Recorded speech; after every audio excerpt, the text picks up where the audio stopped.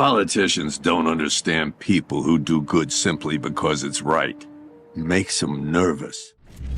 Are you familiar with FBI Special Agents Kyle Seraphin? I'm familiar with the name. Is that yes? I'm familiar with the name. Familiar with the name. Familiar with the name. Let's bring in Kyle Seraphin. He's the FBI whistleblower who helped expose government censorship of our First Amendment rights. Now, we only have this memo because a recently suspended FBI agent called Kyle Seraphin brought it to the public, and we're grateful that he did. Kyle, thank you so much for joining us tonight. He's the host of something that strangely is called the Kyle Seraphin Show. Kyle Seraphin, I can't thank you enough for speaking out. I knew you guys were out there, and I knew it was just a matter of time, but you got a lot of guts putting your face and your name to this. You're doing a service on behalf of the American people, and from the bottom of my cracked and broken heart sometimes, thank you very much. Take a look behind the curtain with a real whistleblower and American patriot. Prepare to embrace the uncomfortable truth because this program has no time for comforting lies. Here is civil liberties enthusiast, Second Amendment defender, and recovering FBI agent Kyle Seraphin. Well, hello, my friends. Welcome to the Kyle Seraphin Show. I'm even wearing a Kyle Seraphin Show t-shirt. Today is Tuesday. It is August the 13th. And we will be rolling live on rumble.com/Kyle Seraphin. The chat is ready on the other places as well, like YouTube and Twitch. I don't know why we're on Twitch. Don't ask me. But we let it all flow into itself. It'll flow into that little box right over there on the left that you are seeing on the screen. And of course, our live chat on Rumble is already bumping along. Thanks for joining us, y'all. Kind of an exciting little moment for us. We hit the subscriber mark over on Locals. And you can join us there at kyleseraphin.com if you are so inclined. In the future, we're going to be doing some stuff that'll be behind like the subscriber wall. Probably some suspendables roundtables is what I've been told. My wife is the one who told me, so just so you guys are clear. But that's what we ought to do. And so we're going to try to do some kind of call-in type shows and stuff. We can do some neat things on that platform. It's kyleseraphin.com, kyleseraphin.com, kyleseraphin.com. Very easy for you guys to go over there if you want to sign up and join us. We're going to have some fun over there. I did, for some reason, I feel like live streaming to that app only when I'm out and sweaty and borderline retarded and hypoxic. So that's what we do. It's a neat little place. It's a neat little way for us to share some information. Yesterday's little reflection, which is available to anybody if you guys want to go see it, was looking at those speed readers that you see, the infrared or the, what do they call them?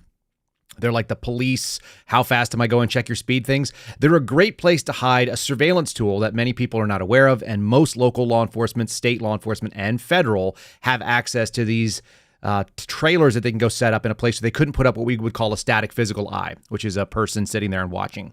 And if they want to keep an eye on what's going on in places where it wouldn't otherwise work, you can use those trailers. Just little insights as you guys are going around the world sharing some of the situational awareness that I've been able to pick up in the strange life that I've lived, from a restaurant guy to somebody who worked in finance in a movie studio to a guy who was enlisted in the military and an ambulance driver and then an FBI agent, particularly one who did surveillance for a couple of years, dedicated. So if you guys want to get some of that stuff, go over to kyleseraphin.com. We're going to get into a great show today, I think, because we've got a ton of topics. We're going to definitely kick the hornet's nest with some of you, and that's okay with me. That's what we're here to do. I want to challenge your mind. And I also want to reinforce that skepticism is the route that you must take as you evaluate the news cycle. Before we get started, Catholic Vote is our premium sponsor. They are the biggest single sponsor of our show. We're really grateful for them. I've got a great story coming out of The Loop. If you guys do not get The Loop, then you're going to be missing out on this stuff. Yes, we'll cover some of it, but certainly not all of it. It's a dozen stories every morning or so, and it punches out really, really good content, well above its weight for what it is. CatholicVote.org is the website. Just go there and fill out your email address, give them your zip code. And the reason they're doing that is because they're doing targeted support for people like President Trump, trying to get people into office. It is a voting-based organization, but it is a faith, family, and freedom-focused organization. That's the things that they hone in on. Those are the value sets that guide the votes that they're trying to push. And whether you're Catholic, Roman Catholic, or not, it doesn't really matter. One, the Loop is very good. It doesn't matter if you are. And two, the goals that they have are going to be aligned with you if you're a Christian or if you're just a conservative and you're not religious. It doesn't really make a difference, honestly. You're not donating to like the Catholic Church per se if you guys want to support them, but you certainly can do it at catholicvote.org/give. All right, that's the housekeeping out of the way. Should we get started? Should we kick the nest straight up front? My friend Steve Baker, investigative reporter investigatory journalists. I like investigatory because it was in Zoolander and it made fun of the idea of that word. Steve Baker has been hanging on what is going on in Butler, PA. This is, and I think he has some of the most sane takes. I don't agree with everything that Steve Baker says. This is the best thing about being a old school kind of conservative person. I don't have to agree with everything my friends think. We can disagree politely, and we do. I think he thinks there's a lot more going on than there was, and someone has to ask those questions. When you evaluate the situation in Butler, PA, this is where Donald Trump was shot at and somebody was murdered and other people were seriously injured because some kid got up on a roof, 20-year-old kid, and took pot shots into a crowd. There's a few things that are troubling to me about the way that everybody is approaching this in the social media sphere, and I know that's not everybody. But a lot of people keep saying things like, it's an inside job. It has to be. Allow me to ask you the question, and you should be asking the same. Why? Why does it have to be an inside job? Why does it have to have involvement from the Secret Service? Why does it have to have involvement from the FBI, of all people? So you have to sort things into unlikely, but possible, plausible, but still fairly unlikely, probable, and then most likely. And when you get into the plausible and then probable and the most likely, you should be giving it degrees of weight and what it would take for you to step over the line into that and say, yes, I think this is more likely than not. Yes, I think this is most likely because of what's going on. At the moment, I'm waiting for evidence, and we don't have enough evidence in the public sphere. This is a massive problem with the way that the FBI does business. This is why I would have loved if the state police were to handle this or do a concurrent investigation. That's not going to be the case. We're not going to get our wish. But what we're seeing on the screen right here is what appears to be an undercover or a plainclothes officer of some kind. It's hard to say what that badge is. It could be the Secret Service Uniform Division. That's a real possibility. As an officer, they have two different badges in the Secret Service. One of them is the Secret Service Agent badge, and they have a different badge altogether for officers, particularly in the Uniform Division. The Uniform Division does a lot of the on-the-ground surveillance, on-the-ground plainclothes work. I've worked with them in Washington, D.C. They constantly have people walking around. If you are generally in the vicinity of the White House, you will run across people who are dressed in a certain way. And I'm not going to give them away, honestly, because it is actually a dead giveaway when you know some of the ways that they dress and the things that they do. This guy doesn't look necessarily like one thing or another. He's wearing a darkish colored Volcom t-shirt, so like a surfer shirt, which is a little bit inappropriate for a guy his age. He's got to be at least my age based on the gray beard. And he's wearing, cargo khaki pants. Sorry, cargo khaki shorts. That's going to be important in a second. So there's a man that's walking around looking like this, and that's normal. And it's something that I've said that you probably would see if we got all the truth. There are almost always people that are walking around in plain clothes in a crowd. What they are looking for is ways to protect everybody's First Amendment liberties, to be happy or sad or yell, but not infringe on anyone's civil liberties by going out there and committing a crime. So when I used to do this stuff for the FBI, there's a thing called an NSSE, which we've talked about on this program, the National Special Security Event. And so I was interacting with Secret Service on a regular basis. And we would deal with Uniform Division. We would deal with agents and officers, which are a pay grade difference and a responsibilities difference, but essentially the same job. Meandering around, partnered up, one FBI, one Secret Service person, looking for people that are, let's say, dropping a backpack behind a tree. Why is that a problem? Because somebody could leave explosives. We don't want that. We want the crowd to be able to do whatever the crowd is going to do, as long as they're not, obstructing areas. If they start moving into a zone where they're like, let's say, interfering with traffic or interfering with the movement of emergency vehicles, we can call that in covertly, text it in, etc. And you would share that with somebody who would send a uniformed response, and we would remain in plain clothes. What we saw on the screen right there is this guy who has his badge out. This is after the shooting took place. And the one thing that I told you, the cacophony of errors that compounded, which, yes, they do strain credulity right up until the point where you've dealt with federal service. And the more that it comes out, the fact that we're hearing that the Secret Service did not accept local radios. So they didn't have direct comms with the other sniper teams and the ground units, that the guys that were up in the sniper's nest that were doing the sort of counter surveillance or counter sniper mission up on those two roofs, they didn't have the ability to interact directly, let's say, with this guy who was on the ground, who's a spotter. And that's what you do when you're on the counter surveillance. I've arrested people in that role. I've spotted people in that role and called what we called I-teams, investigative teams. There is an entire apparatus that goes in that you can see, and then some that you can't see, and then some that you could see if you knew where to look, if you will. Okay, so layers upon layers. And all of them failed, obviously, in PA. The biggest single story is never, it's never, at least right now, going to be some kind of conspiratorial movement where a bunch of people got together and decided to try to kill Donald Trump. Do you know why I know that's true? Because they didn't kill Donald Trump. You don't need to have a patsy and all the other nonsense when the mission was unsuccessful. And this is the problem that I have with people that have gone into this space that are just like yelling about, oh my God, there was multiple shooters. Every single person that has claimed that there were doesn't have any evidence. In fact, all the video says there was somebody on a watchtower and there was somebody up on the water tower and they got away with a zip line. It's like, that's all BS. I know it's BS. Because videos have shown that that wasn't the case. Then there's other people claiming there was a guy that was in the lower level and they were showing videos that we've shown on this program. And there was like, oh, there was a flash in the window. From a first story window, you think they were able to get up and over a crowd and hit Donald Trump from a downward angle upward? All these things are debunked in real time simply by the fact that the proximity, but everybody is so excited about trying to get to the first, nobody cares about being right. And that includes a lot of different names on the political right and also some like real dumb people that are in the conspiracy place. They didn't succeed in the attempt. So I don't need to explain one shooter missing with two shooters missing. That seems more logical, doesn't it? If you actually had like a ringer, that's the claim, that somebody was a ringer, the real shooter was actually hidden, and then the kid, Thomas Crooks, was the patsy. The patsy for what? The failed attempt?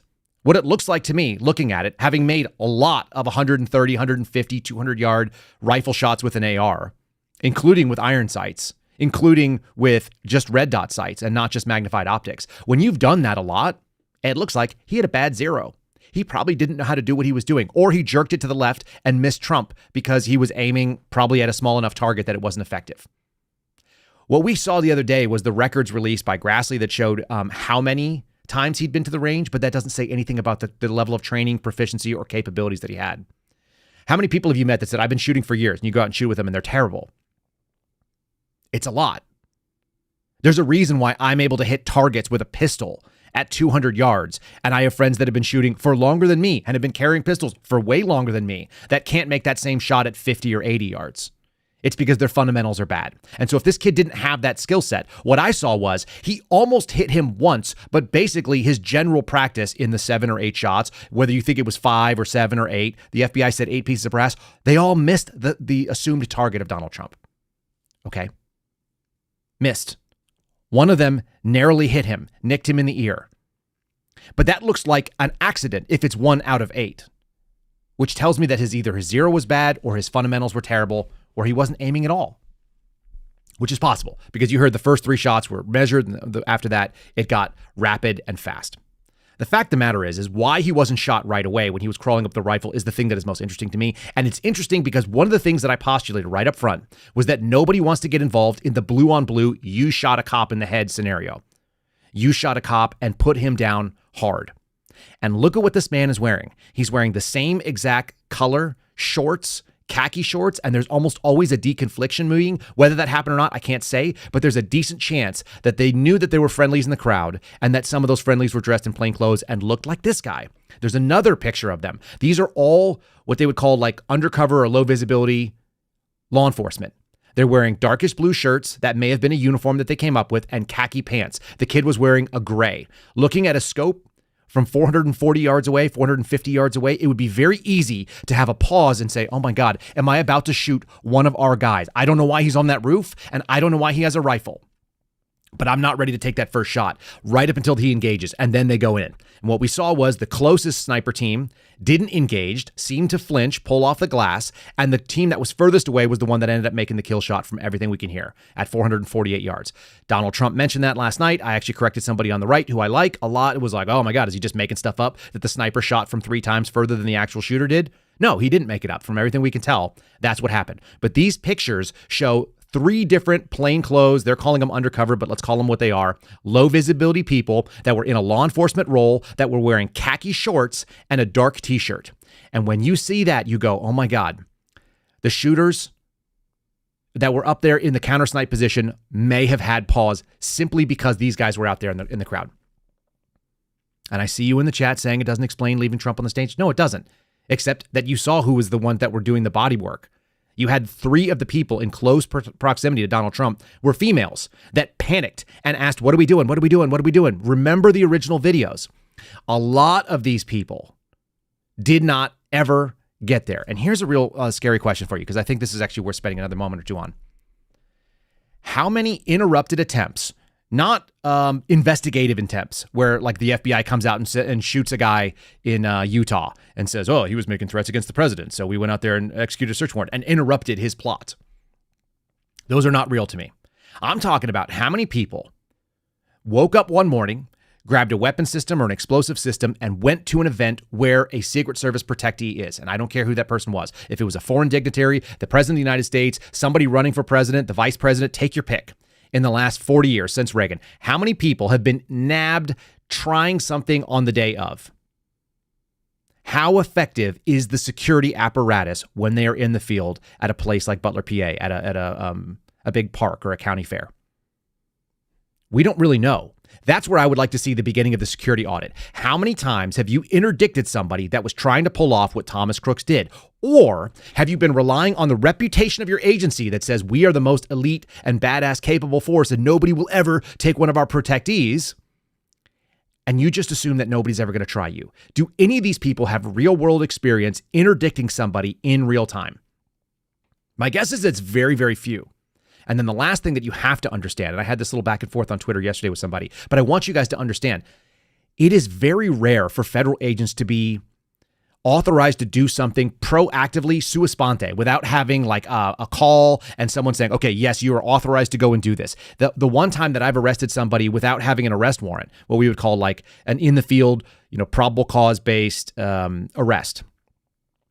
I did it after my Secret Service counterpart called into Secret Service and said, hey, do you want to send someone or do you want us to do this? The reason is because we were in a low visibility role. We were wearing plain clothes. I was wearing like a Carhartt hoodie. So we had to pop the vest out and pop out the badge and then go and bring the guy into custody.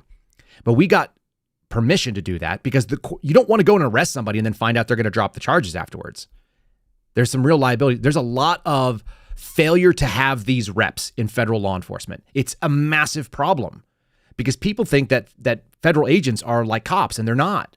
I'm telling you, I was not a cop. I didn't get to behave like a cop. I didn't have the ability to pull somebody over and just start asking questions. Our ability to do investigative detentions are very low, and the departments really dissuade you from doing that. The agencies do. That's certainly the case in the places where I worked. FBI, that's definitely a DOJ-wide thing, and I have to imagine it also extends into Secret Service, who primarily is doing protection. They're not doing investigative work on the ground. So it is important for us to realize that these are not like a one-to-one, like they're just like a cop who will come up and start asking you questions, especially when you're in plain clothes. So all of that stuff is worth knowing. Like I said, that may kick the hornet's nest and upset you, but I want you to think before you make decisions about what happened because you don't have the material. I know that I don't. I know that I don't have the ability to see what happened because I don't have access to hundreds of witness statements. I don't have access to walking the sites. And the people that have been walking the sites, most of them are not trained law enforcement. And the ones that are, they're politicians. So I kind of discount them too. Okay. When you look at the scene, start from the position of skepticism. And if you want to believe something, your move should be to try to disprove it, not go out there and attack people who are, it's like, tell me more. The answer when somebody says something that you don't agree with, particularly in this sort of conspiratorial nature. And again, you don't need a conspiracy to fail at shooting a man. You don't need anything. You just need one person out there who's a bonehead and who got away through a lot of federal incompetence. Incompetence is the default position for government until proven otherwise. That's where I would recommend you go. And that's not covering for any agencies. I'm more than happy to see them all kicked to the curb. I'd shut them all down. But you have to be discerning in your thought process. And a lot of people are not. And I don't want the story to go away, by the way. I don't want the story of Secret Service failure and the FBI investigating it to go away. It would be a major misstep for the Trump campaign to let that fall. So it's probably a good thing he talked about it with Elon Musk last night. We'll talk about that in just a minute. Let's do another win for the people because we did one the other day. The ATF, yet another kind of black eye again. This is a story talking, this is coming from Zero Hedge, so I'm going to get into it in real form here. We'll just say a federal appeals court, it was in North Dakota this time, found that the rule, again, these are rules that were issued under the Administrative Procedures Act. This is why the Chevron deference is so important and why it got turned over and why that's important. The appeals court in North Dakota found that the rule issued by BATF, which is the Alcohol, Tobacco, and Firearms, the convenience store that equals government law enforcement agency, even though it's supposed to only collect taxes, that restricts the ownership of pistol attachments known as stabilizing braces is both arbitrary and capricious, which is a good reason for them to knock it down, ordering a lower court to reconsider a motion that would block the enforcement of a ban on the braces. It was a 2-1 decision. So this was what they call a panel, but not an en banc decision. This was an appeal from the original level. So that's good. This means that it's moving up through the courts, and we might even see something higher. This was done through the 8th Circuit Court of Appeals. And the majority found that the coalition of 25 Republican attorneys general are likely to succeed in their legal challenge against the ATF, which is dealing with pistol braces and calling them, these pistols, short barrel rifles. Now, of course, you guys know I'm a gun guy, and I'm going to help you out. If you're not watching right now, about 22 minutes in, if you want to come see the difference, if you're not familiar, you can always Google it, but you could also come and look at me. So what I have right here is one of the most popular stabilizing braces that you will find. Okay, this is a stabilizing brace made by SB Tactical. It is one of the biggest names in the space, and this is the SBA 4, if memory serves. I know it's the 4, but I don't know if it's SBA or if it's SB. SBA 4 is what I believe it's called. This is an adjustable length pistol brace. Okay. And it is characterized by having this hole in the back where you theoretically can put your arm in, although you don't have to because people shoulder these all the time, but that's what it's for. It is designed, and that's the key word, to allow you to stabilize it with a one-handed shot from an AR pistol, which of course is sort of silly. The ATF has made the argument that if you shoot something with one hand, it's a handgun, 2 hands, it's a rifle. If it was designed to be shot with 2 hands, then it's a rifle. But the problem with that is, at least for me, is that I guarantee the ATF trains all of their agents to shoot 2-handed when they use a handgun. Just like I was trained at the FBI, just like every law enforcement officer was trained all the way back to the goofy teacup method where you were shooting a revolver with one hand underneath it and the other hand, one for stabilization, one for grip. It's always 2-handed with a handgun. Shooting one-handed goes back to like the 60s, and it's dumb. So here it is, one more time. This is stabilizing brace, and this is a damn near identical. Okay. This is a stock. Brace, stock. The stock is basically narrower. It actually gives you less purchase on your shoulder, but it's solid. And you can't put your wrist in there. In theory, if this had some sort of a Velcro strap, so you could use it to stabilize on the inside of your forearm, this also could be a brace. I don't know. It seems absolutely stupid. And that's why it's considered to be arbitrary and capricious. You can see that from these things, look, here they are from the back. Here they are from the sides. They have the same profile. They look very, very similar. They have the same amount of plastic. There's the same amount of technology. They have similar costs. You guys are hearing the plastic? There it is. ASMR types. Listen, these things are almost identical in function and use. And all you need to do is have a band of some kind to wrap around your forearm to make a stock be a brace, as far as I'm concerned. There's a reason why these courts are having a problem with it. And what should happen is we'd like to see this go all the way up. Again, Second Amendment absolutists here. That's why I'm okay with illegal immigrants being able to buy guns. I don't really care. I've got more than them and I've got more money than them. I will buy better guns than them every time. What I want to see is this move up to the point where the short-barreled rifle restrictions in the National Firearms Act of 1934 is ruled unconstitutional as well. It's an entire category of weapons, and having a barrel length is irrelevant to anything. Congress should really repeal it. It's stupid. And if they want to charge a tax on us buying firearms, so be it. And then we can go after that. If you guys don't know, in 1934, the Attorney General Bonaparte, who, by the way, is the name of the auditorium that is inside FBI's headquarters, the Hoover Building.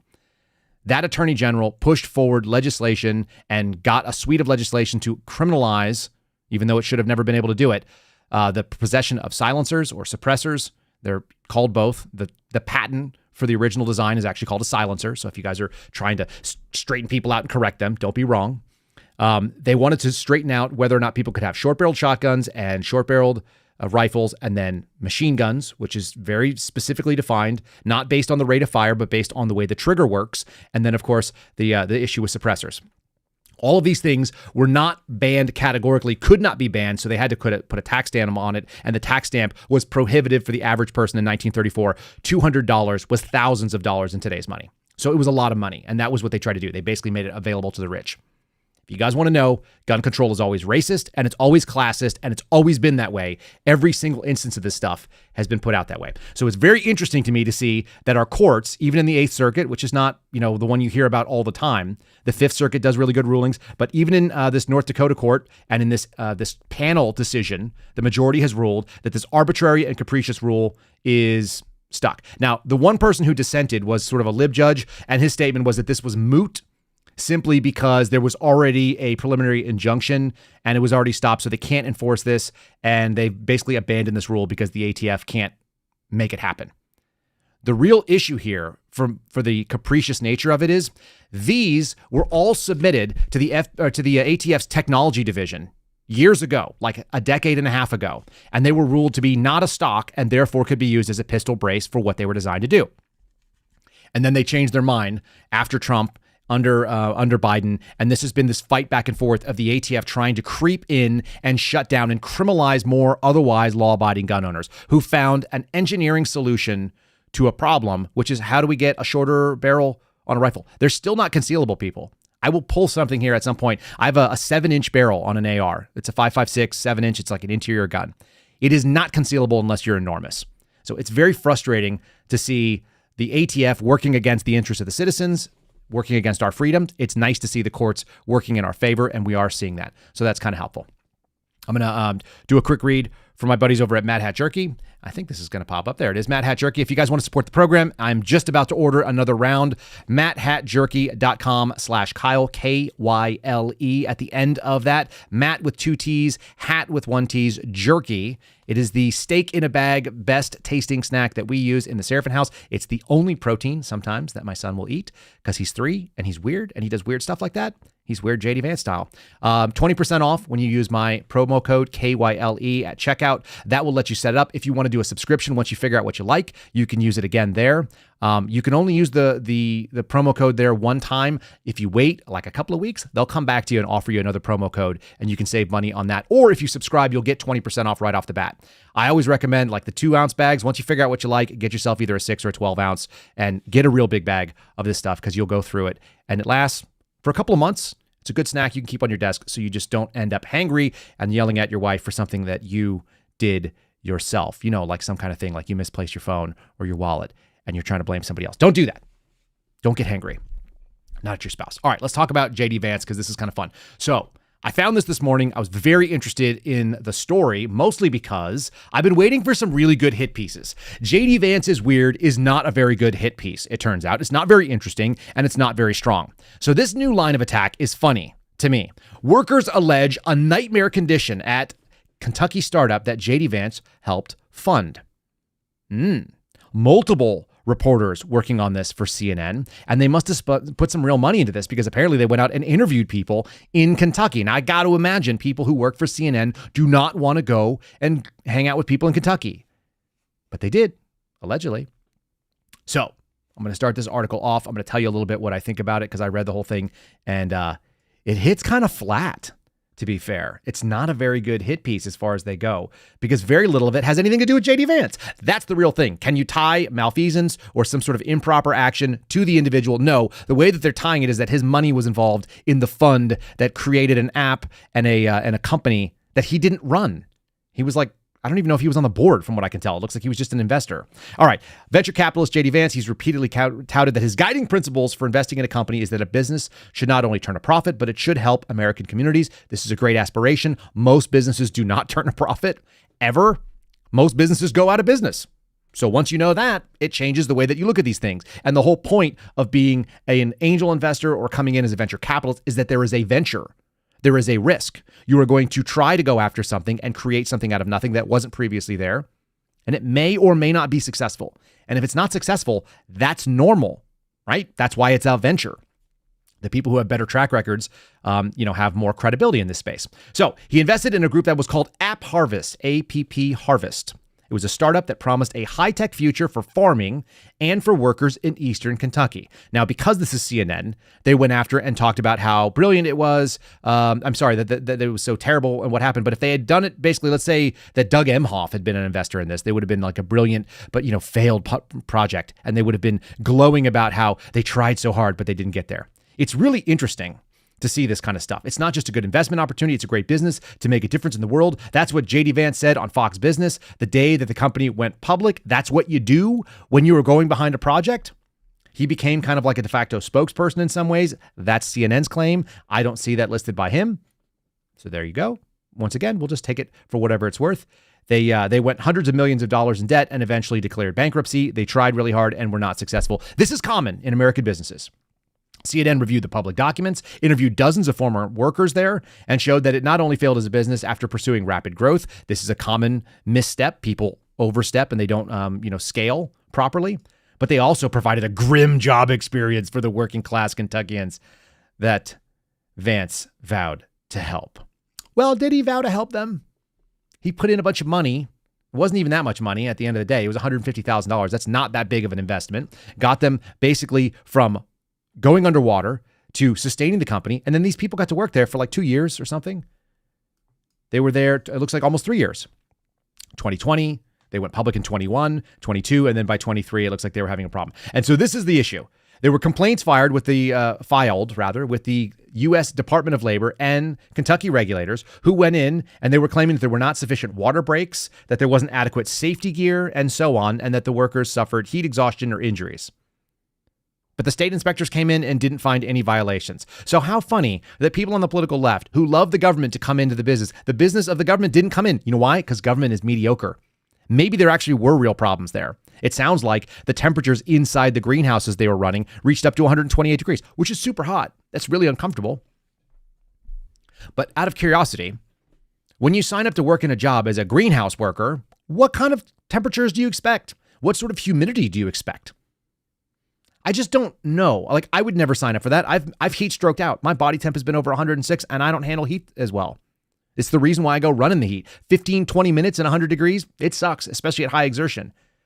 These people are crying that they didn't get water. Like, I wear a water pack everywhere I go. And I definitely would be wearing a water pack if I was going into 128 degree heat on a regular basis. It just doesn't really make a lot of sense to me that they're crying about this sort of thing. But they found a bunch of people who were disgruntled. And by a bunch, I mean a few dozen. In a country of 350 million, they found some people who didn't say nice things about it. Eastern Kentucky is well known for people coming and going. Oh, they're going to do the carpetbagger thing and startup companies, and then they disappear. They don't care about us. Yeah, they care about the company trying to be successful, and the company wasn't successful. So then what do you want them to do?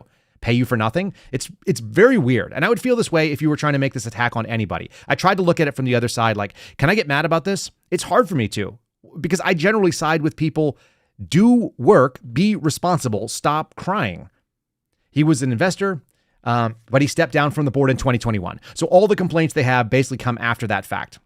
And essentially the beef that they have it is that they spent money on getting migrant workers. So they were bringing in either illegal or legal, but non-American citizens. That's a thing. Those people are willing to work for less. This is the real problem with having all these people come in. There are some jobs that Americans don't want. Turns out 128 degree greenhouse jobs are not that interesting to people who live in Kentucky. But maybe if you grew up in El Salvador in the jungles and it's really hot all the time and that's like your jam, maybe you're okay with it. In any case, this company came in and turned around some 60-acre mega greenhouse, and they had people quitting jobs from auto parts plants and from liquor stores, and they came in to go work for this new startup, which was a high-tech thing, and it was going to offer some opportunities. And apparently, it didn't deliver on being in business forever. And that's the big take. And they claimed it was a nightmare. He said, the hottest I ever experienced was 128 degrees. A couple days on a week, you'd have an ambulance show up and you'd see people leaving on gurneys to go to the hospital. Well, people do stuff like that all the time in jobs too. Anybody who's been in the military has seen people drop. It happens. Look, farm work is demanding work. And if you took a bunch of people who had like college degrees in ecology and they wanted to go out there and do sustainable tomato farming, which is what one of these ladies talks about, she was very upset about it. She had to bring her own N95 respirator. So you're telling me you wore a mask and then it was a million degrees inside. I don't know. Maybe there was a better way. Maybe they should have had ventilation. Maybe it wasn't done right. Certainly possible. They don't really document that. They just have this kind of like grievance session of people that are disappointed with the way that it turned out. And they said that we were trained for one thing, but we didn't get like on the day training. I don't know. And the contract laborers came in. I do think this is a little bit interesting because this is actually kind of not a great point for them. They said that the workforce was mostly made up of workers from Mexico and Guatemala. And whenever they brought in like priority, people like Mitch McConnell, or they brought in people who were investors or bigwigs from the company, they would send all the Mexicans and all of the Guatemalans home so that people couldn't see them. Okay. Yeah, that's not a great look. That's true. It's also not documented by someone other than a disappointed husband of the worker who was disgruntled. So for whatever it's worth, it's definitely possible. I could see a company doing that. It's not a great look. It doesn't mean that it was a bad company or that somehow this was like the worst thing that ever happened. They even had Martha Stewart on the board. I don't see them attacking Martha Stewart, but she was on the board after JD Vance. They had some people in there. It made some sense. That's why it had a bunch of money behind it. Any of you who have ever had a tough job, like I've dug out all the dirt. I've taken the dirt that somebody used to dig a pool and I put it in the back of a wheelbarrow by hand, like hand loaded by shovels, and dumped it all out in a tiny little like T100 pickup truck. It was like 13 loads to a dump to go drop off dirt. Sometimes you do hard jobs. That's what being young is about, I think. Take it for whatever it's worth. Anyway, that's the attack. How about the really fun attacks? And these ones are way more interesting. How about this one on Tim Walz? Apparently he misspoke about discussing using his weapons in war, because this is the whole thing. This is a really anti-gun attempt to get into the office. Like, this is more anti-gun than Joe Biden. He's always been kind of anti-gun. Walz and Kamala Harris are worse. And so their push about getting an assault weapons ban and trying to get somebody who has a military background to push this forward has been their kind of stock and trade, their credibility move. The problem is the guy who's doing it doesn't have that credibility. He was like an indoor dog. He was a domestic National Guardsman. He did have 24 years of service. We can't take anything away from that. But the real problem that veterans have is when you lie. I've had people introduce me on podcasts. I've had people come forward and say things, and you're like, hey, dude, what's this all about? Like, why would you introduce me inaccurately? I've had people say that I was a pararescueman. That's not accurate. I went through a lot of the training. I went through 85% of the training, but I didn't get to put the hat on, so I don't claim the title. I didn't deploy, so I don't ever say that I did. If you didn't do something in the military and you claim you did, you are the turd. If somebody misrepresents it, the first thing you do is correct them. And I've done this. I've done it. It's really uncomfortable, by the way, to go on someone's program. They give you this really nice intro and they drop in some false information that you know you have to correct. Why? Because you know you owe it to the people that you serve with that did more than you, or did something that you didn't do that somebody accidentally claimed. Even if you didn't say it, you straighten it out. And I've done it. So I've got a little video of that going on. This is a nod and lie scenario. There's a lot of this stuff. Okay. And then we're going to kind of finish up here with a bunch of media censorship, which is also interesting. This sort of this internet push to shut down conversations. It's showing how scared they are because they just have such a weak candidate in front. Here's Walz nodding and lying on network television. Congressman Tim Walz, also a member of the Armed Services Committee and Veterans Affairs, Democrat of Minnesota, highest ranking enlisted soldier ever to serve in Congress. Enlisted in the Army National Guard at 17 and retired 24 years later as Command Sergeant Major and served with his battalion at Operating Enduring Freedom in Afghanistan. And I read that because I want to preface our discussion with your military careers, because you two are trying to stop President Obama from drawing down. Okay, she read that because she wanted to give him the credibility, but he nodded along about how he had served in Afghanistan.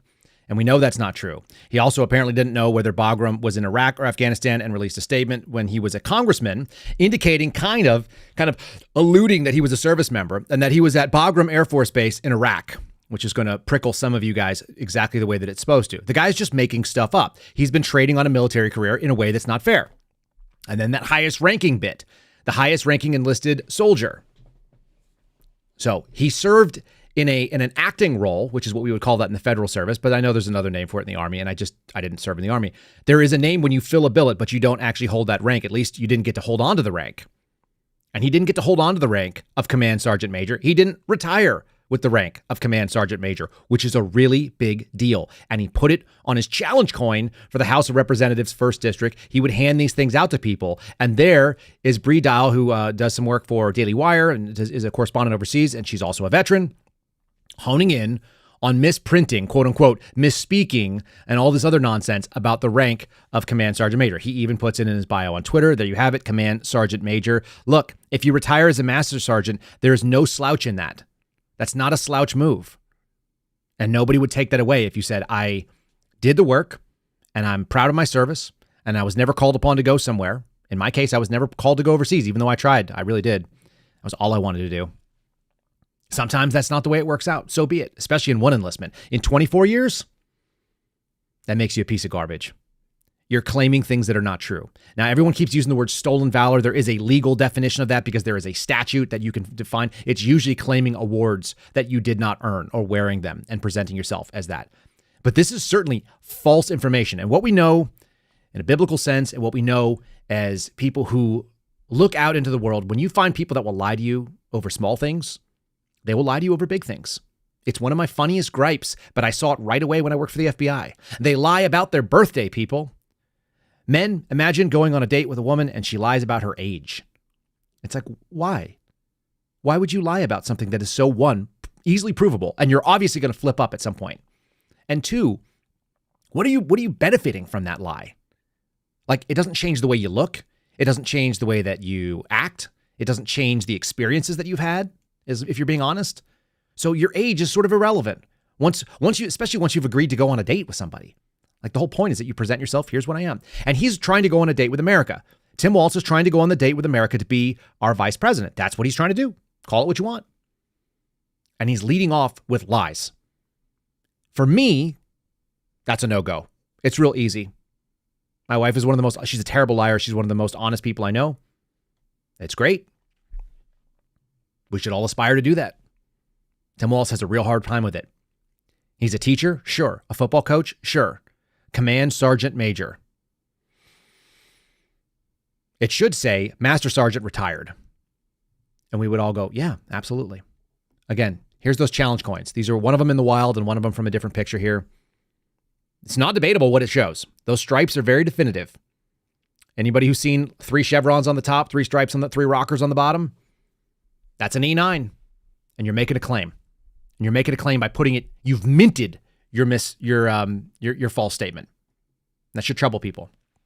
All right. And that's part of why I don't believe a lot of this stuff about the fundraising I want to talk about in 1 second here. But let's first go over and talk about my buddy, Michael Lindell at MyPillow. I don't know if we're buddies. Are we buddies? Yeah. I read his stuff today. I looked into it for you all. It's mypillow.com/Kyle if you guys want to go to the website where they're offering. The deal right now is $25. That seems to be the number. You can save up to 50% off, even more, using promo code KYLE on a whole bunch of stuff. They've got a $25 dish towel thing. They got a $25 MyPillow. They've got the MyPillow 2.0 doing a buy one, get one. They've got employee pricing for $20 on the regular MyPillow with the Giza covering. I don't remember. I think the Giza is like the soft stuff. That's probably not my jam. They've also got slippers, like the slide-on shoes, and they have them for anywhere from $9.50 to $25. For some reason, the number $25 pops up a bunch of times. If you guys want to support the program and you guys are looking at shopping there anyway, use our promo code instead of anyone else's, and we appreciate it. And again, it's mypillow.com/Kyle. Let's do this. Fundraising. That's the thing. We're hearing this AstroTurf garbage. I talked to you about the polls. I don't believe the polls for Kamala Harris. She didn't get the bump that you would expect. She's not like destroying Donald Trump. She's just like marginally in league. She's gone from like a losing position with Biden to being in like a 50-50. And I think it's AstroTurf. I think it's saccharine. It's fake sweet. It's not real. And the minute that you have the real thing, people are going to get away from it. Kamala Harris apparently raised $310 million in July. Campaign shakeup energizes donors. People are giving money. Are they, though? Because we're hearing about fraud. This was on August 2nd. This is like the black ladies for Harris and the white ladies for Harris and the white dudes for Harris and all this other gross stuff. This story, to me, is very illuminating. And I wanted to cover down on this because this is a small paper, the Tennessee Star. These are the people we covered. Why they pop up in my feed? No idea. But they do good work, it looks like. And they're actually got that. This is Peter Ambroska doing the reporting as of yesterday, talking about how they have identified 7 people in Tennessee, which is not a high population state comparatively, that have reported donating more than 1,000 times. I'm going to say it again. There are 7 people in that state who have donated to Act Blue, which is the Democrat major fundraising platform, more than 1,000 times. Margaret Mayer, this is one that they went. So what you do is you find out a data set. I did this as well at the FBI. So you'd find a data set of suspicious activities. Then you hone in on one of them and you find out the specifics, and then you can go back and look at the other ones. But you look to say, is this even probable? Is it possible that someone donated 1,000 times to Act Blue? She's a 68-year-old woman who lists her employment as not employed. They had to file these documents with the FEC. That's the Federal Election Commission. And the Democrat nonprofit says that she's given almost $33,000 as an unemployed woman through a total of 4,200 individual donations over a period of 20 months. You want to know what fraud looks like? It looks like this. I will be very comfortable saying that it's highly probable that this is fraudulent. Again, when you have these number of facts coming at you, you have to believe it. The majority of the transactions donating are between $2 and $5. I remember this movie. It was called Office Space. Do you remember they were going to steal the fractional things that normally get rounded off at the end of the decimal point? They missed it. And so they ended up like grabbing like a couple of $1 million in a short period of time. Then they had to figure out how to give it back because it was a scam, because there were multiple transactions happening every single day, stealing like tiny little pieces of a penny. Oops. Majority of the transactions are between $2 and $5. Some of them are for specific groups, Democratic senatorial campaigns, the Stop Trump Super PAC, Retired Americans PAC, the National Democratic Training Committee, blah, blah, blah, blah, blah. That happened. They don't know if it's with her knowledge. They're trying to reach her, but she doesn't have a phone that's connected, probably because she doesn't have any money. I'd be interested to see.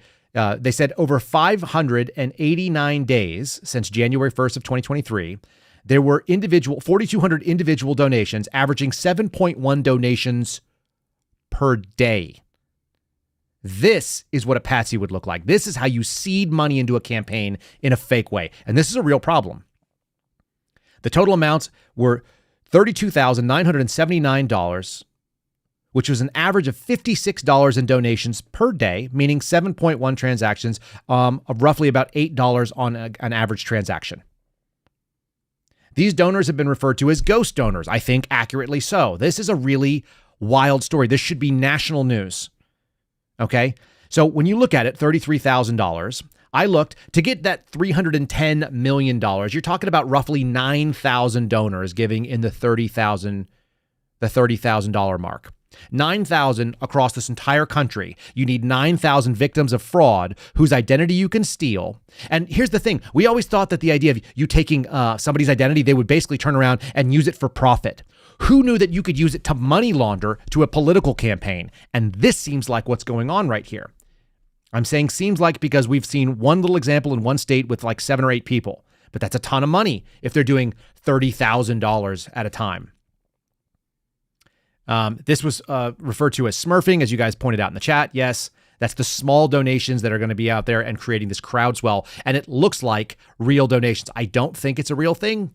And I don't think the excitement about Kamala Harris is real, which is why you got to go to censorship. There's no other way around it. You must censor if that's the alternative. Are you ready? There was a conversation last night that was between Elon Musk and Donald Trump. And a complete disclosure to you, I didn't listen to it. I'm seriously not interested. I know roughly what Elon Musk thinks about a lot of things. I definitely know what Donald Trump says about things. I don't need to listen to the two of them. I made a joke to one of my friends that if they took that recording, they could play it at SEER school to try to break people's will, because it doesn't sound interesting to me at all. But the people who love Donald Trump thought it was brilliant, thought it was amazing, it's the best thing ever. The people that hate Donald Trump thought it was the worst. I think it was neutral. It doesn't move the needle for me at all. And also the space kept like glitching because they're trying to overcome what's called a DDoS, a denial of service attack. DDoS, rather. So people were trying to get in, and then it sounds like there was a hack attempt to try to stop it. The media melted down about this. Obviously, that's the title of what this episode was about. So let's play. This is before it happened. This is an Axios media correspondent giving you her expert opinion on how bad it's going to be. And then I'm going to get to the really scary stuff, which looks a lot more like what Britain does, which looks a lot more like what fascism looks like. Expect out of this conversation that we're going to see tonight on Twitter? Well, for one, I think it's going to be a very lighthearted conversation. Because Elon Musk has come out and endorsed Donald Trump, I expect this to be like a bromance type of an interview where they're supporting each other. I think that Elon Musk will let Donald Trump speak all of the falsehoods and misinformation that he wants. I mean, he's not a journalist. It's not his job necessarily. Does he want to be fact-checking all of the information? So I think it's just a platform for Donald Trump to come out and say whatever he wants. But the thing to remember, Cassie, is like the interview audience here is what Donald Trump needs. You see JD Vance going on Face the Nation, right? Sunday shows, traditional media, because he needs to get his name out there. Donald Trump's going the opposite route, right? He's talking to streamers and podcasters. He's going on X. He wants to rally up that sort of fringe online base. That's what Donald Trump is doing here tonight. Well, he's meanwhile threatening to sue establishment media like the New York Times, etc. Sarah Fisher for us this morning. Sarah, thank you. I appreciate it. He's threatening to sue you guys because you're awful. You're atrocious liars. And you're fascists, and you want to like clamp down on things that you have no right to clamp down on, and you think you should be the police. Did you notice how she said that? He's not like a journalist, so he doesn't know how to get to the truth. The amount of distrust in the audience that exists in the mainstream media is so appalling to me. So congratulations to all of you, the fringe people here who watch a podcast, who come here to get information and come to get an opinion that you may or may not agree with. I know many of you disagree with many of the things I say, and I appreciate that you're here. It should expand your mind. I read the stuff that you say, and sometimes it changes mine, sometimes it doesn't. Your comments, mixed bag. That's how it's supposed to be. We're supposed to try to negotiate and figure out how close can we approximate the truth. And you don't do it by censoring people and telling them they can't talk. Donald Trump and Musk talk about the assassination attempt and deportations during a glitchy chat. They couldn't help it, could they? A glitchy chat on X. It was a little bit glitchy from what I heard. People were posting lots of pictures of it. I did see that part. This is the AP reporting on it. So about as straight as they can get. If I had not turned my head, I wouldn't be talking to you right now. As much as I like you, says Donald Trump to Elon Musk. Musk is a former Trump critic. Says the Republicans' nominee's toughness and demonstrated by his reaction to the shooting was critical for national security. Listen, Elon Musk speaks from a different position than any of us. He's facing down nation states and lawsuits by like really powerful and dangerous people. And he himself is a powerful and dangerous person. So there you go. Two people with tremendous power. And the one thing that I did notice, and I do agree with this, is that you couldn't do this with Kamala Harris. You couldn't do this with Joe Biden. None of those people could sit and have a multi-hour conversation and not come off as a complete bumbling idiot. Now, that doesn't mean that Trump didn't have some mistakes in there, because it sounds like he did. But I don't believe this person because they're from USA Today, and I think they're a bunch of liars. Trump rambled and slurred his way through an Elon Musk interview. It was an unmitigated disaster. Was it? Did it change anybody's mind? Probably not. You guys said it was for the independents in the chat. I don't know if it was for the independents, but I don't know a lot of independents that are sitting there and going like, well, Elon Musk says he likes him. But maybe there are some. Same way that Joe Rogan might move the needle for some people. The fact of the matter is, the more that Donald Trump can expose what a fraud, and there is massive fraud, you need facts, and the Tennessee Star did a really good job with a start there. Let's talk about real frauds and the fake supporters, and that's the AI crowds and all this other stuff. There is zero policy being discussed by Kamala Harris and Tim Walz, other than they want to take your guns away and they want to have abortions. Let them run on, we want to abort babies and take away your guns and disarm you and give the government more power. F that, people. Like, let them run on their bad record and their stupidity. That's where we should be. And you know they're scared because this beta who's sitting in the White House briefing asked Kareem Jean-Pierre, how can you guys censor this? Do you realize how insane it is to normalize this thought? The press, in theory, was the group that was supposed to hold the powerful to account. Democracy dies in darkness. What kind of BS is this, dude? Listen to this from the White House press briefing the other day. Elon Musk is slated to interview Donald Trump tonight on X. I don't know if the president is going to tune in. Feel free to say if he is or not. But I think that misinformation on Twitter is not just a campaign issue. It's a America issue. What role does the White House or the president have in sort of stopping that, or stopping the spread of that, or sort of intervening in that? Some of that was about campaign misinformation, but it's a wider thing, right? Yeah, no, and you've heard us talk about this many times from here about the responsibilities that social media platforms have when it comes to misinformation, disinformation. Don't have anything to read out from here about specific ways that we're working on it, but we believe that they have the responsibility. These are private companies, so we're also mindful of that too. But look, it is. I think it is incredibly important to call that out as you're doing. I just don't have any specifics on what we have been doing internally as it relates to the interviews. Not something that I'm tracking, and I'm sure the president's not. Yeah, we're tracking it. We've got the FBI right on it. We're going to make sure that we don't have a regular election. We're really concerned about misinformation, the idea that people would have unapproved thoughts. We're literally in the era of thought crime right now. And I'm not saying that in a hyperbolic way. I'm saying that we have federal government agencies that have said that they are going to police your thoughts, like CISA, which, by the way, Donald Trump signed into law. He let them start. The Cybersecurity Infrastructure Security Administration. What the hell? They want to police cognitive infrastructure. They want to go out there and use the FBI's authority not to go after people that are violating and defrauding people of their votes. No, they want to stop people that are threatening poll workers and election workers. Which is a problem, I guess, if it's a problem, but I don't know that it is. I don't know any of you that are doing that. It's a problem when the White House says that we're worried about mis and dis and malinformation. We're going to go after you for it. We're going to try to figure out how to do it. And reporters, these absolute freaking pansies, are out there saying, we're going to try to get you to answer a question like, how are you going to stop Donald Trump from talking to Elon Musk? How freaking dare you people? The idea that these people are somehow like a priesthood that administers the truth to the unwashed masses. Leftism is a religion. That guy's an acolyte. This is where it ends up, people. I alluded to this earlier on yesterday's show. This is something that happened over the weekend. If you have not heard this, this is the chief of the Metropolitan Police Department threatening foreigners. Let me just say very clearly to the if we ever have anybody in Britain who listens to this, feel free to tag me on anything or DM me with it. If there's something offensive that you need to have posted in Britain that actually says something true, I'm more than happy to be a malinformation distributor in Britain. And I'll tag the UK's government on it. And if somebody from the UK's government shows up with, like I'm going to show you in a moment at my home, we're going to need some friends with a backhoe because I'm not interested. And here's the real thing that's probably at stake. The people on the political left love this shit. They love it. They absolutely adore the censorship of our enemies. And so I would also agree with the sort of general online consensus that the Harris-Walz administration would be 100% okay with using the FBI to enforce foreign things. There are mechanisms for us to extradite for foreign committed crimes, and Britain is definitely an ally. That's on the table today. I think that kicks me into a high gear. I think British people, or you showing up with a warrant because of a British infraction, I'm willing to go to war over that. For sure. Definitely. And I'll say that's not a threat of violence. That is a promise that I will stand ground on this. I probably have more guns than the entire Met Police Department. Anyway, here's this chief telling people he's going to come after you for your post. The long arm of the law. The long arm of the effeminate and limp-wristed law in Britain, which is ignoring something else I'll show you in a second. We will throw the full force of the law at people.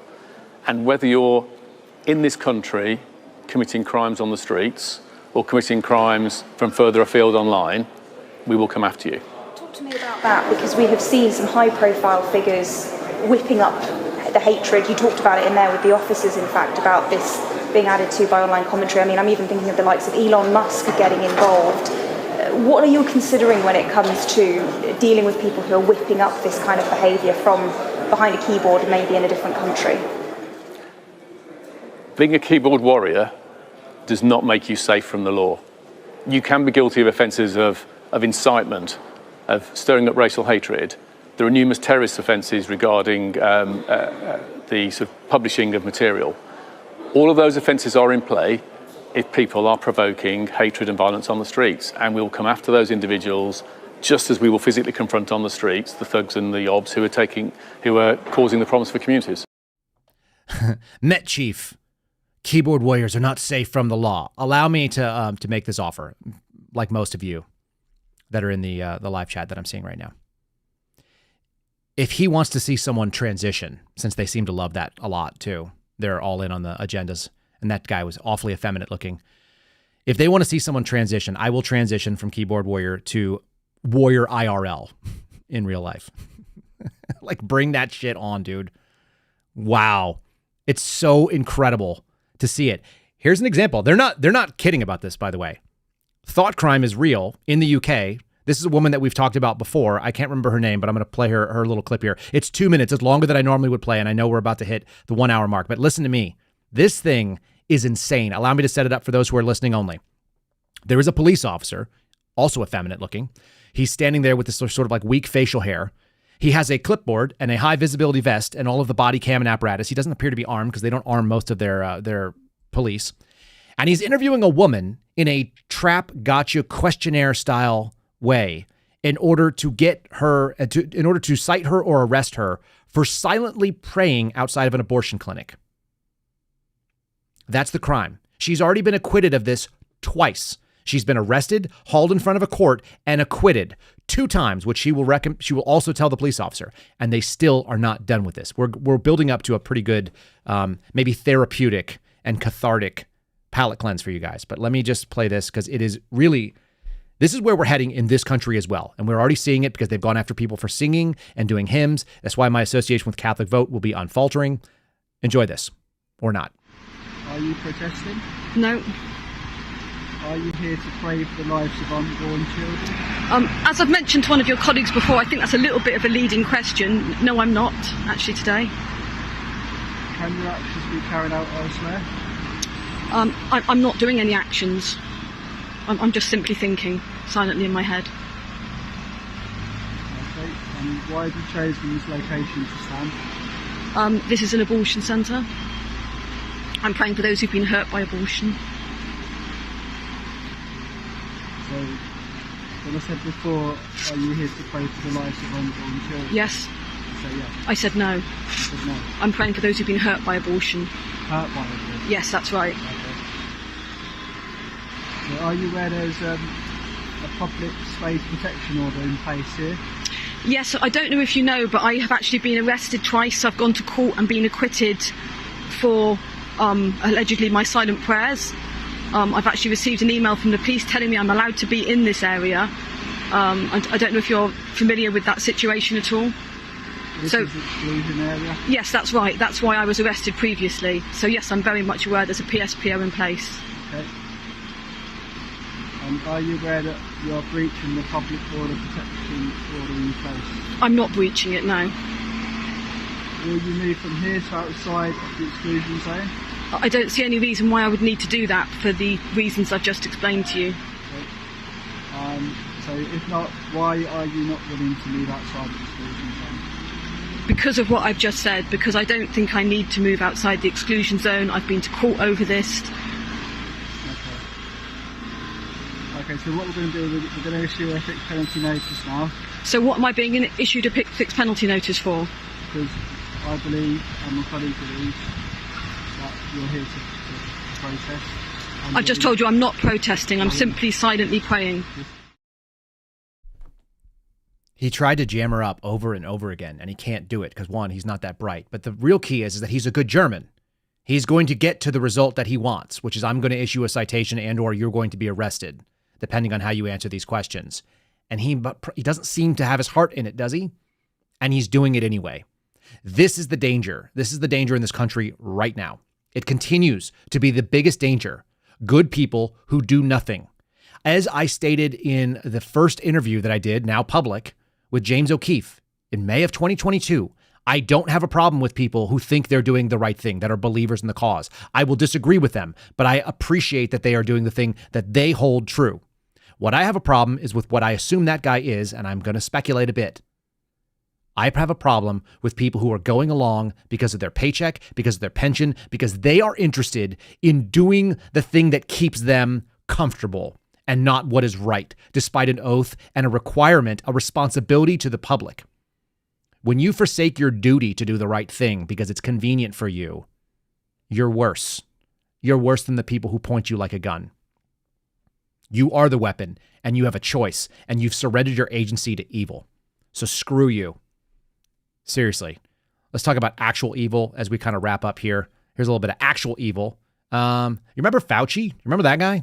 Apparently he's still out there. Apparently he's still alive. The CDC recommends that you get more vaccines, by the way, for the cold and flu season coming up. My mom's in the chat right now, and I think she has a light case of the COVID as well. Listen, apparently, if you want to be in compliance, you should be getting as many as 9 total boosters.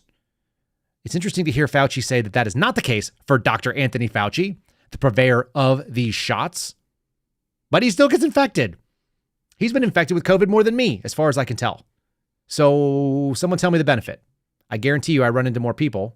I've been to weirder stuff. Maybe because it's all made up. I got infected about 2 weeks ago. It was my 3rd infection, and I had been vaccinated and boosted a total of 6 times. I got infected about 2 weeks ago.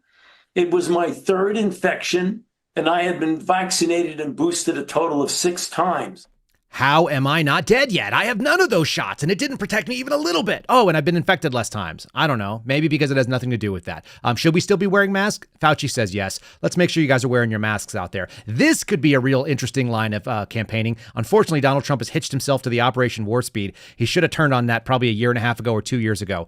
That would have been smart, especially when those mandates came out. Meanwhile, we're saddled with this sort of guy who straddles both of the political camps, at least when it comes to the record, and it's not good. Forgotten them. No, the message is that if you are in a risk category, that you have got to take this seriously. You don't have to, immobilize what you do and just cut yourself off from society.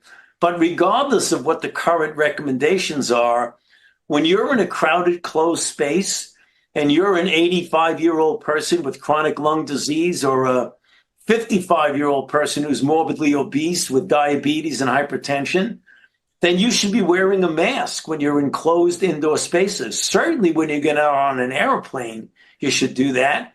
And you should be careful to avoid crowded places where you don't know the status of other people. Già troppa frociaggine. Did they really put that on there? Oh, I put that on there. That's my bad. Listen, trust in doctors and hospitals is plunging during COVID, but it's been dropping for decades. Why? Because these people lie to you. Basically, whatever Anthony Fauci says, I Già troppa frociaggine. don't believe. I'm not going to be part of it. The frociaggine is Fauci frociaggine. Yeah, none of it. You're full of it, dude. I'm not going to wear a mask on an airplane. I see the people that do that, and they're retarded. You can see them. Make better choices with your health. If you're fat and unhealthy, like that's a problem. Yeah, fix that. Work on it. It's going to take a while. So be it. This absolutely absurd position that these people have staked out, it basically cannot be forgotten. And the other thing that I realized too, because I remember my wife and I were talking about going somewhere.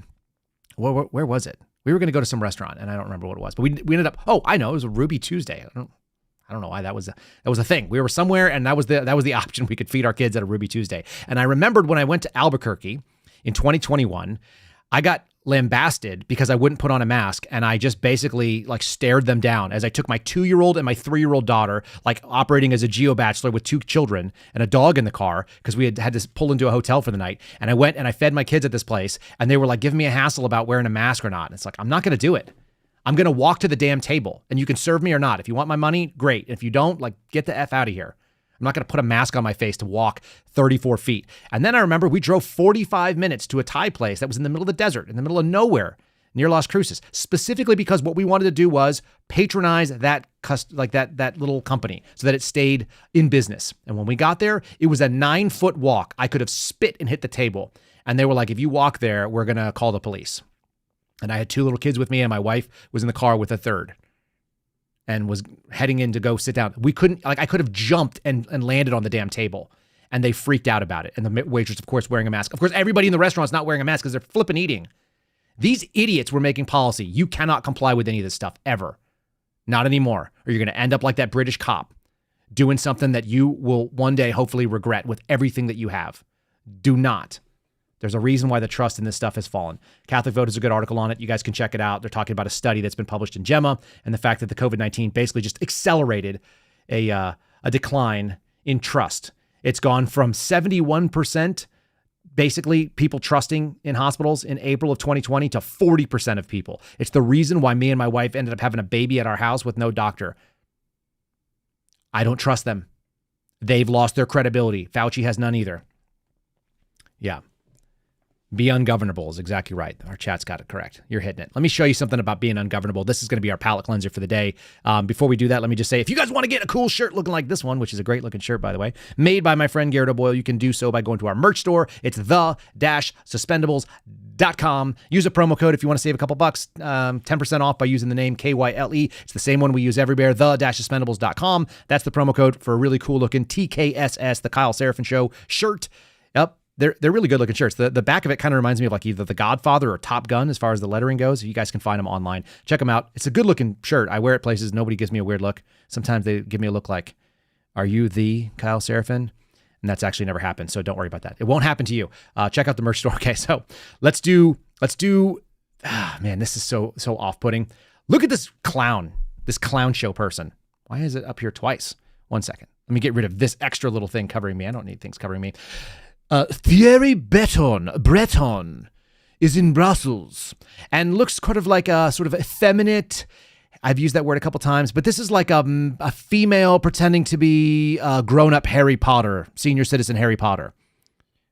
I think that's a man from what I was able to tell, married to a woman, and says, with great audiences comes greater responsibility. The Digital Safety Act, DSA. There is a risk of amplification of potentially harmful content in the online space in connection with major events with major audiences around the world. And I send this letter to Elon Musk. Let me read to you some of this letter, and then I'm going to show you what Elon Musk shared as a highly amusing, to me, response. It was a meme coming from Tropic Thunder, which is one of Tom Cruise's best performances. I'm writing to you in the context of recent events in the UK in relation to the planned broadcast of the platform X of a live conversation between a US presidential candidate and yourself, which will be accessible to the users in the EU. the European Union. I understand you're doing a stress test for the platform in this context. I'm compelled to remind you, these people, of the due diligence obligations set out in the Digital Services Act as outlined in my previous letter. Good. Send letters, you feckless. The individual entity ultimately controlling the platform has over 300 million users worldwide, a third of which are located in the EU. It's been designated a very large online platform by our legal, and you have an obligation to ensure compliance with EU laws, and in particular the DSA in the EU. And this means that ensuring, on one hand, freedom of speech, here's the real part, but effectively protected, and all proportionate and effective mitigation measures are put in place regarding the application of harmful content in connection with relevant events, including live streaming, which, if unaddressed, may risk the high profile of X and generate detrimental effects on the civic discourse and public security. Do you remember when Donald Trump existing was a threat again? It's ongoing. So I will be bringing you the palate cleanser today. Elon Musk tweeted out a meme from this scene, which is definitely not his response, but I guess it is our response. Let me say that's what's coming up.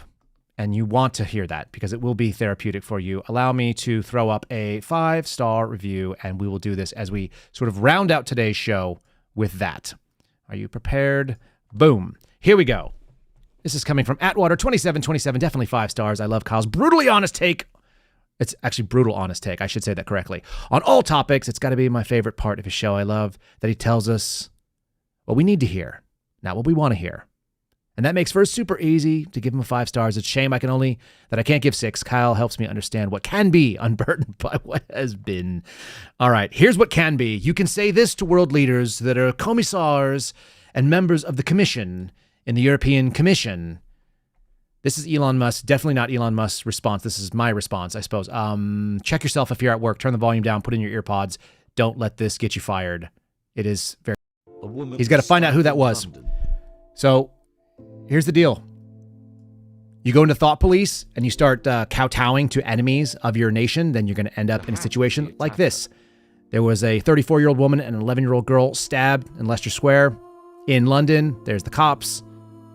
They're standing around. They've taped off the area. They're busy going after abortion protesters who are silently praying in their head, and instead of going after the people that are actually causing real problems. God forbid that Elon Musk and Donald Trump talking cause some sort of an issue where one of those people gets inflamed and decides they have no other choice but to stab a girl and her mom or another grown lady in a busy area. You can tell that is a seriously regular place to be. That is a place of commerce. I've been there. Unacceptable. That's where the West is headed if we keep this crap up. In the meantime, I like the attitude of telling people to go F themselves. Folks, this has been our show. I hope you guys appreciate it. Make sure, if you have not done so already, if you want to subscribe, if you want to support our program, first of all, like this wherever you're listening to it. Please do. And then also visit KyleSerafin.com. Maybe join our locals community. You can do it as a paid subscriber. Or you can do it as an unpaid subscriber. If you just want to interact with the community and the folks that we have here, that's where you go, KyleSerafin.com. It will redirect you to our locals community. And if you want, it's $5 a month, I think. Allows you to pop in and be part of some of the hidden content, which is not a ton right now, but it is going to build up as we go. And we will have some really neat stuff. Think Suspendables Roundtable. If you guys want to interact with the guys that I deal with, who will just tell you what's true, at least as far as we can tell. And they will give you that honest perspective. Thanks for joining us today. Really, I really do appreciate it. I appreciate you guys listening. I appreciate all of you that show up in the live chat every morning. This show's for you. Hopefully it's made you think, and we will do it again tomorrow. I expect tomorrow will be a little bit weird. It's Wednesday, and it always gets that way for some reason. It's like God has a plan on these days of the week, huh? All right, God bless you. We'll see you again tomorrow morning. Thanks for listening to The Kyle Serafin Show, streamed live weekdays on rumble.com/Kyle Serafin. Follow Kyle on Twitter, Truth Social, and Instagram @Kyle Serafin.